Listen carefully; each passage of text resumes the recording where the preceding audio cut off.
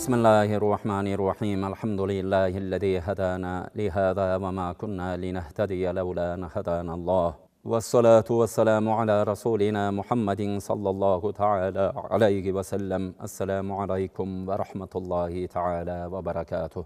Allah Taala bardığımızda жоқтан бар қылып жаратып, ушундай хидаят жолун көрсөтүп койгон Allah Subhanahu wa Taala чексиз шүгүрлөр. Пайғамбарыбыз Muhammad Mustafa sallallahu aleyhi ve sellem'ga salavat salamдар болсын. Урматтуу мусулман бир туугандар, бардыгыбызга Алла Тааланын тынччылыгы, кеңчилиги, берекеси болсун. Бир туугандарыбыз азыркы учурларда адамдарды ар кандай оорулар болуп кетти. Мындан бир 40 жыл мурун адамдар ушундай башка бир доор эле. Адамдар bir klasta, bir mektepte, bir klasta bir 10-15 erkek bala okusa, oşonu bütkönden keyin bir 10 yıldın içinde oşonun 5-6 çınığı alkaş bolup ketetele.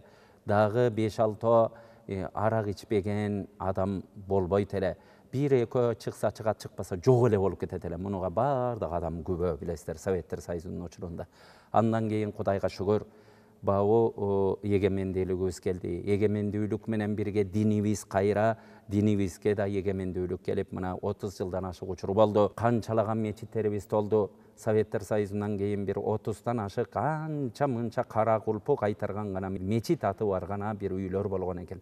Азыр болсо мына 3,5 миң, 4 миңге жакын мына мечитибиз, 2 миңдей намазканабыз, ушундай бир ийгиликтерге жетишип атабыз.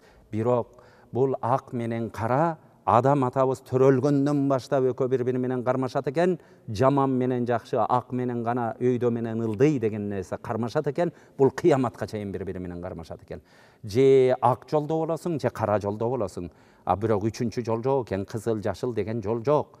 Бир бул дүнүйөнүн жолу же ак жол, же кара жолдо болосуң. Же караларга кошулуп ошондой кара адамдарга, ушинтип караскөйлөргө, ушинтип туруп Алла Таала күнөө кылган тозокуларга кошуласың, же аппак болгон бейиштин каналы менен аккан адамдарга кошуласың. Урматтуу бир туугандар, ошо ак менен кара кармашканда адамдарда шайтан бар экен, азгырат экен адамдарды. Бирок азыркы адамдардын оору болуп аткан, адамдарга ушинтип бир учурларда арам нерсени ошентип ичип арам менен жинди болуп аткан болсо, азыркы кезде адамдардын да бир оорулары пайда болду. Бул оорулар кандай десе, адамдар бардыгы рызкы маселесинен коркуп калган. Эртең эмне кылам, муну түгөнүп калса эмне кылам, ошо рызкы арзыбаган дүнүйө деп бири-бири менен катышпай койгон, ата-энеден безер болуп качып кеткен, ата-энени карабай койгон, рызкы деп туруп бири-биринин энесин кууп чыгып салган, ар кандай нерселерди көрүп атабыз. Урматтуу бир тууган, бардыгыбыз ыйман келтиреличи. Мына Улуумондагы адамдар билет, илгери ушу Бишкекке келип, үйү жок эле бир туугандардын үйүндө жатат эле. 11 тууган болсо бир комнатада эле чоңоёт эле. Азыр келип туруп ушундай заман болуп кетти, оору менен ооруп атабыз. Ар ким ондоп үйү болсо да бири-бирине батпай аткан. Ушинтип туруп ар бир үйгө кирсең 4төн 5тен машина, ошондо дагы машиненин артынан машине деп жарышып аткан, бири-бирине кымбат нерсени кууп аткан, бири-бирине атаандашып аткан, байлыкта жарышуу деген ооруларга жолугуп атабыз. Туура арам нерселерден алыс болдук. Бирок адал нерселерди колдонууда дагы ошо арамдан бетер ооруларга ушундай кириптер болуп атабыз. Бул нерсени айыктыралы, урматтуу бир тууган. Бул нерсени эмне менен айыктырабыз? Жүрөктөрдү оңдоо менен айыктырабыз. А жүрөктүн дарысы эмне? Жүрөктүн дарысы Алла Тааланын ыйманы, жүрөктүн дарысы пайгамбарыбыздын ушундай таблетка берген сыяктуу пайгамбарыбыздын хадистери, Алла Тааланын Курандын аяттары жүрөктүн дарылары болот экен. Бардыбыз келиңиздер, жүрөктөрүбүздү чогуу дарылайлы.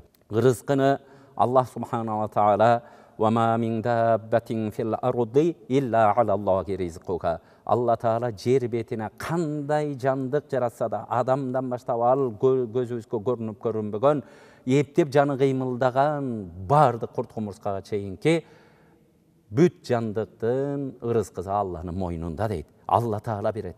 Урматтуу бир тууган, биз кыйындыгыбыздан рызкыны таабийдик. Ой, мен акылдуулугуман, айла амалдуулугуман деп биз ойлойт экенбиз. Жок, андай эмес, жок, андай эмес. Рызкыда аракет кылабыз, туура иштейбиз, Алла ыктыярды берген. Бирок иштеп атканда дагы ушул менен мен ушул иштегеним менен деген ыйман ушул жерибизге кирип албасын. Кудайым, мен өзүң берген нерсени иштеп атам, аракет кыл дедиң, кыймылдап атам. Кудай рызкыны сен берүүчүсүң деп дайыма өзүбүздүн жүрөгүбүздү тарбиялайлы. Аллах Субханаху ва Таала ушундай зат экен. Кара кумурска дейт, бир кара кумурска, ушинтип көзгө көрүнбөгөн кара кумурска Караңгы түндө кара кумурсканы түндө эмес күндүз көрө албайсың аны. Ошо караңгы түндө кара кумурска ушу ийненин көзүндөй болгон бир уясында жаткан кара кумурсканын дагы ырыскысын унутпай ошого ырыскы берген Алла Таала сенин ырыскыңды эч качан унутпайт дейт.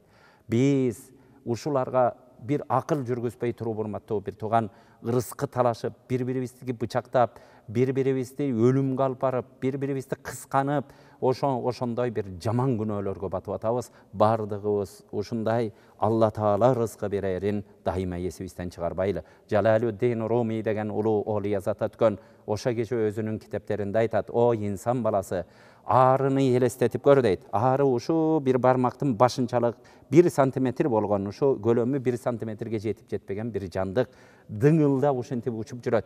Карасаңыздар, ошо 1 сантиметрге жетпеген жандыктын курсагын тола Алла Таала бал кылып койгон дейт. Бал деп терип барып жеп атабыз, оорубузга шифа деп атабыз, балдарды таза бал деп издеп келип атабыз, көрдүңүз. Ушу ары ошонун курсагы бал. Эгер алы тынымсыз бир ары тынымсыз сени чагып койсунчу, өлөсүң, анын койругу уу дейт. Койругундагы уу менен курсагындагы балды аралаштырып алган Алла Таала сенин ырыскың менен башка бирөөнүкүн аралаштырбайт. Эч коркпогун, урматтуу бир тууган. Канча ырыскы, канча тамчы сууну Алла Таала сага жазган болсо ошону ичмейинче өлбөйсүң. Канча күкүмнан тагдырыңа жазды, ошону жемейинче өлбөйсүң. Биз болсо тигини алып келип, кереги жогун алып келип, кереги барын алып келип, арамбы, адалбы, адамды алдап атабызбы, эмне кылып болсо да байлык топтоо менен ушундай кубар экенбиз. Бул инсан баласынын табияты экен. Алла Таала ваиннаку лихуббил хайри лашадид. Кур'ан-ы Керимде адам баласы бул мал дүниөнү чегинен чыгара сүйөт дейт. Адамдын табияты ушундай экен, чегинен чыгара сүйөт экенбиз. Бир жашар баланын колунда бир кармап турган нерсени алып койсо дагы ушинтип ыйлайт экен. Эмне дегенде дүниөгө болгон табиятында сүйүү бар экен. Бирок сүйүү бар экен деп эле муну кыла берген, аппетитим бар эле деп тамак жей берсең, 10 жылдайын өлөсүң, урматтуу бир тууган. Бирок бул сүйүүм бар экен, табиятым ушундай жаратып коюптур деп эле нафсибизди тарбиялабасак, биз дагы ошондой зыян тартабыз. Бардыгыбыз нафси тарбиялаганга өтөлү. Илгери бир азыркы ооруларыбызда ушундай болуп калды, кымбатчылык болуп кетти, кантип жашайбыз? Алланы сүйлөбөй эле, Алла Тааланын, Алла Таала улук, бизге ырыскы берип келатат го, Алла Тааланын ырыскысы менен ушунча жыл жашап келатам го деген нерсени айтпай эле, урматтуу бизде кантип жашайбыз деген адамдарды көрүп калдык. Карасаңыз, илгери улуу алым заттарга бирөө келген экен. О устазыбыз, бир көмөш нан, бир батон болгон, бир бөлкө нан, ошол учурларда ушундай көмөш нандар болгон экен. 1 динар болуп кетти деп, ал кездин акчасы ушундай. Азыр доллар, евро деп, сом деп эсептеп атабыз. Ал кезде динар, дирхам деп акчалардын аты ушундай болгон. 1 динар болуп кетти деп ушинтип кайгырып келгенде, адам эч унчугуп ага көңүл бурган эмес экен. Өзүнүн китебин жазып отуруп туруп, мага демек 1 даана буудай 1 динар болсо дагы мени ал нерсе ойлондурбайт. Мен Алла Таалага кандай буйруган болсо ошондой ибадат кыла берем, Алла Таала мага кандай убада кылган болсо ошондой рызкы берет деген экен. Алла Таала рызкы менин мойнумда деп атабы, урматтуу бир тууган, муну эле кечке ыйлай бере турган нерсе эмес. Өзүбүздү карытпайлы, ошо рызкы деп отуруп, эртеңки күн кандай болот деп отурупчу, өзүбүздү карытып, оору, сахарный диабет, барып давление жана башка ушул ооруларга өзүбүз жолугуп атабыз. Өзүбүзгө өзүбүз бала тилеп атабыз. Бардыгыбыз аракет кылып, колубуз менен аракет кыла берели, рызкы маселесин Алла Таалага таштайлы. Ырыскыңды алымдар адал жол менен ырыскы таап жеп, Аллага жакында дейт. Алла Таала ким ырыскың адалдан болгон болсо, маңдай териң менен болгон болсо, ошол үйдө Алла Тааланын мээрими болот, урматтуу бир тууган. Барып туруп убараланып, базарда тоңуп, сугат сугарып, бир жерлерде эгип, же болбосо ошондой соода кылып, чыныгы адал менен, Курандын ичинде адал деп койгон нерсе менен жыйнап келген ырыскың, сен Аллага жакындайсың. Эгер арамдан жеп корболбо дейт. Арамдан алып келет экенбиз, ал кичине пайда болуш этет экен. Ушул нерсени унутпайлы. Бирөөнү ыйлатып, бирөөнүкүн уурдап, туура эмес жолдор менен, арам нерселерди сатып, ушинтип бир айла амал кылып топтогон ырыскыбызды биз рызкы ушу менен байыдык деп атабыз. Бирок ушу акыйкатты унутпайлы. Сен бир 100 сомдук арам рызкыны алып келип аткан чыгарсың, бирок Алла Таала сага миңдеген сомдук ырыскы, адал келаткан ырыскыларды ошо тосуп коет экен астын. Ошону болтурбай коет экен. Урматтуу бир тууган, ошон үчүн эч убакытта арамга кирбейли. Алымдарыбыз айтат: ла хилата фир ризк. Ырыскыда айла амал жок дейт. Айла амал кылбайм, ой алдабайм деп ырыскыны бул айла амал менен кылбайсың. Алла Таала кээ бир айла амал кылып, канчалаган жылын коротуп жүргөндөр бар. Кээ бир токпейил адамдар бар. Ырыскы Кудайдан дейт, бирок му токпейил адам кедей жашаса дагы жашоосу жакшы. Бардыгын эле байлык деп албайлы, бактылуулук байлыкта деп албайлы. Бактылуулук жүрөктүн тынчтыгында, жүрөктө эч нерсеге көңүл бурбаган, ушундай токпейил адамдын жашоосу эң бактылуулук адам. Ошон үчүн рызкыда айла амал менен рызкы табыйм дебейли. Чындап аракет кылалы, бирок бирөөнү алдайм деп аракет кылбайлы. Вала шафаата лил маут. Өлүмгө ортомчу жок дейт. Өлүмгө куткаруучу жок. Вала рахата фид дуния. Дүниеде рахаттанабыз, дүниеде эс алабыз, дүниеде деп атабыз, бирок бул дүние рахаттын дүниеси эмес. Уну унутпайлы. Бир күн рахаттанса, эки күн проблема болот. Кайра бир рахат болуп, кайра проблема болот. Дүние проблеманын дүниеси. Дүниеде рахат жок. Вала радда лил кадари. Алла Тааланын тагдырын кайра кайтарып ийиш жок дейт. Алла Таала тагдырында эмне болсо ошо келет. Вала саламата мин алсинатил халк. Эми адамдардын тилинен аман калуу, адамдардын критикасына кабылбай калуу деген болбойт деген экен. Ушу 5 нерсени жүрөгүбүзгө түйүп, дайыма ушуга амал кылып жашашты Кудайым насип кылсын. Адам баласы, аалымдарыбыз айтат, өлүмдөн коркуп кандай качкан сыяктуу эле ырыскысынан да так ошондой качса, өлүм аны кандай коркуп баарыбыз өлүмдөн качып баратабыз. Дүйнөдө 8 миллиард адамбыз, 8 миллиардыбыз тең өлгүбүз келбейт, баарыбыз качып баратабыз. Бирок бардыгыбызды бир күнү кажерден болбосун подножка салып туруп, өлүм өзүн бүктөп туруп алып кетип калып атат. Ошо сыяктуу биз ырыскыңардан да качканыңарда өлүм кандай жетип алса, ырыскыдагы силерге ошондой жетип алат дейт. Дагы бир улуу заттардан: силер адамдар менен дүнүйө үчүн урушпагыла, дүнүйө үчүн жаңжалдашпагыла дептир. Ал жаңжалдашканга дүнүйө ылайыксыз нерсе. Урматтуу бир тууган, жаңжалдашып, ыйлашып, бири-бириге таарынашы турган дүнүйө эмес. Бир улуу ойчул айткан экен: бул дүнүйөдө сен күлгөндү үйрөн дептир. А ыйлаганды жашоо өзү эле үйрөтөт деген экен. Жашоо өзү эле ыйлатат сени. Ыйлаганга жетишесиң. Күлгөндү үйрөнчү дептир. Көбүрөөк күлгөнгө аракет кыл. Көбүрөөк мындай позитив жүргөнгө аракет кыл. Көбүрөөк адамдарга сүйүнүч тартуулаганга аракет кыл дейт. Эми бул рызкы, өлүм деген Алланын колунда нерсе. Алла канчаны насип кылса ошончону берет. Өлүмдү да ошондо кажерден жүгөндөш керек болсо ошондо жүгөндөйт. Эгер бул инсан баласына берип койгондо, анда биз дүнүйөдө жашай албай калмакпыз. Бири-бирибизде Алла берип аткан рызкыны ушунча кысканып атабыз. А биздин колубузга рызкы бере турган кылып кое турган болсобу, адамдар ачкасыз өлмөк. Бири-бирибиздин кысканып отуруп. Эгер өлүмдү биздин колго коюп койгондо, дүнүйө аалам болмок эмес, урматтуу бир тууган. Алла Таала бул биздин колубузда эмес экен. Эми биздин колубузда эмес экенби? Ошон үчүн өзүңдүн рызкыңан коркпой жаша дейт. Эми рызкыны бардыгыбыз ушу мал дүнүйөдө эле эсептеп калганбыз. Машина, ошо жашаган үй, кийген кийим, ичип аткан тамак деп эле рызкыны ошентет экенбиз. Бирок рызкы ар кандай болот экен. Сенин ден соолугуң рызкы, урматтуу бир тууган. Канчалаган адамдарды көрдүк, бай адамдарды көрдүк. Миллион миллиардтаган акчасы бар, бирок суудан башка эчтеке иче албайт. Ушинтип туруп 10 жылдап кроватка жаткан адамдарды көрдүк. Бардыгы шаймашай, бирок ден соолук бербей койсо, көрдүңүзбү? Ден соолук да рызкы. Биринчи ден соолук көбүрөөк тилейли. Бир үй бүлөдө рызкы, урматтуу бир тууган. Муну ажырашып, баягы бири-бири менен мамилеси келишпей жүргөн адамдар да жакшы билет. Үйдө жакшы кожоюн болсо, ал да рызкы. Урматтуу аялдарга айтарым: кожоюнуңар, үйүңөрдө силердин атаңар, үй бүлөнүн атасы ушундай камкор болгон болсо, келип балам десе, силерди эч нерседен кем кылбай аткан болсо, дайыма силерге дуба кылып мечиттерде жүргөн болсо, бул да рызкы. Урматтуу эркектер, силерге кайрыларым. Карасаңыздар, үйүңөрдө ушинтип күлүп турган, силерди тозуп алып турган, силерге ачуу сөз сүйлөбөгөн, силердин аманат кылган балдарыңарды ушинтип тарбиялап, ыйман жолу менен тарбиялап аткан жакшы аялыңар болсо, бул да рызкы. Муну ошого жетпей жүргөндөр жакшы билет. Адамдардын сени сүйүп турганы да рызкы, урматтуу бир тууган. Сага болгон көңүлү келатканда баланча келатат деп төргө өткөрүп турганы, абройлоп турганы, сени авторитет деп сени ушинтип колдоп коштоп турганы да рызкы экенин унутпайлы. Сенден Алла Таала балаларды алыстатып койгону да рызкы. Кудай сактасын, канчалаган инсандар, адам ден соолуктун баркын оору билет. Тамактын баркын ач билет, урматтуу бир тууган. Ачка калтырбай сенден балаларды Алла Таала алыстатып турганы дагы рызкы.